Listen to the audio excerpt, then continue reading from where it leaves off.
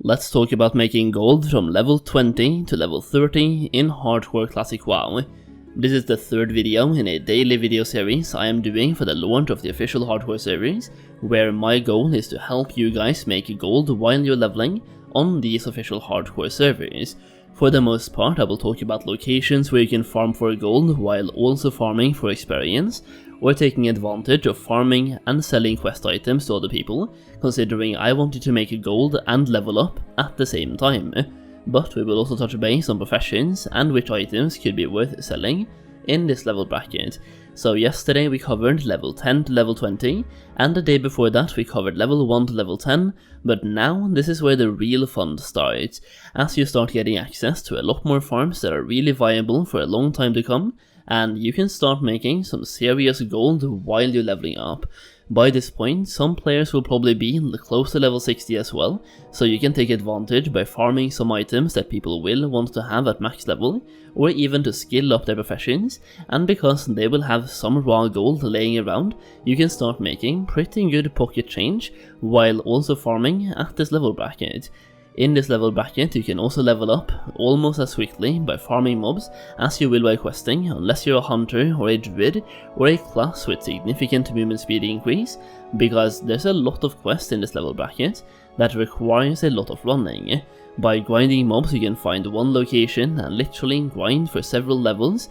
without requiring too much movement. You can also come by and check out my hardcore journey, including how I make gold on the official hardcore series, live on Twitch. I am live every single day, pretty much 24/7, and I am most likely live as you're watching this video, so come by and say hello.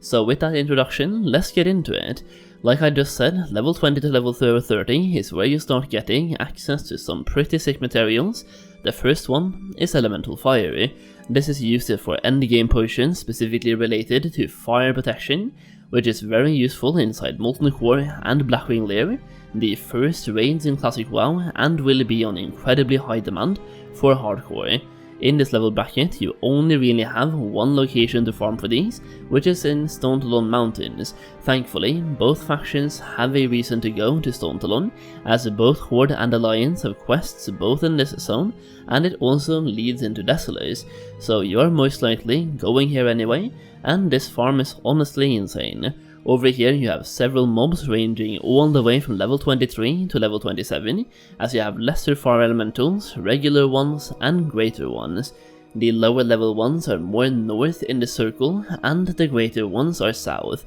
so you can literally grind mobs here from level 23 to level 30 if you really want to, and that would actually give you a lot of gold that you can if you sell these elemental fires when people start raiding.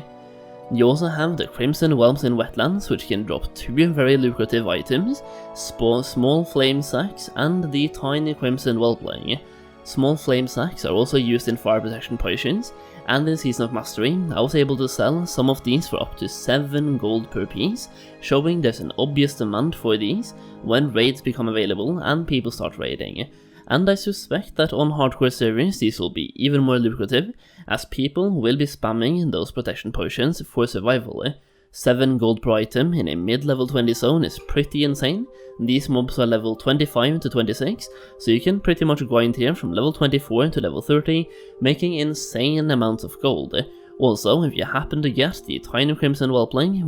then you can also sell that one for a pretty hefty chunk of gold, though that one is what I personally categorize as a luxury item, and it could take a long time to sell.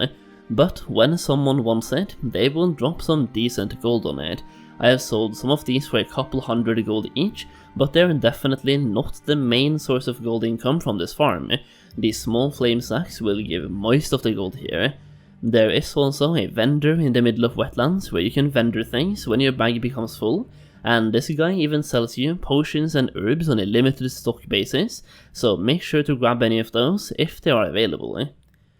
Another incredibly good item you can start farming for during this level bracket is Elemental Earth. This is also used in, for example, different types of elemental protection potions, as well as a bunch of other stuff. These are constantly on high demand, and the good thing here is that you can combine Elemental Earth farming with Elemental Fire farming in Stone Talon Mountains, where mobs are level 23 to level 27. You also have 2 locations in the 1000 Needles where mobs are level 28 to 29, where you can specifically target elemental earth without mixing it with anything else. Personally, I really like farming for elemental earth and elemental fire in this level bracket at the same place, because even though you also get access to them in Arathi Highlands and in Badlands, those spots are incredibly overfarmed and very popular, while the locations listed here are usually less competitive and therefore could be more lucrative and better in terms of farming for both gold and experience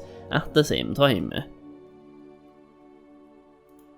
This is also the level bracket where you can start farming for large venom sacks. These might not be incredibly profitable at the start of hardcore series, but they are used in crafting, for example strong anti-venom through first aid, as well as elixir of poison resistance, which is actually very useful in many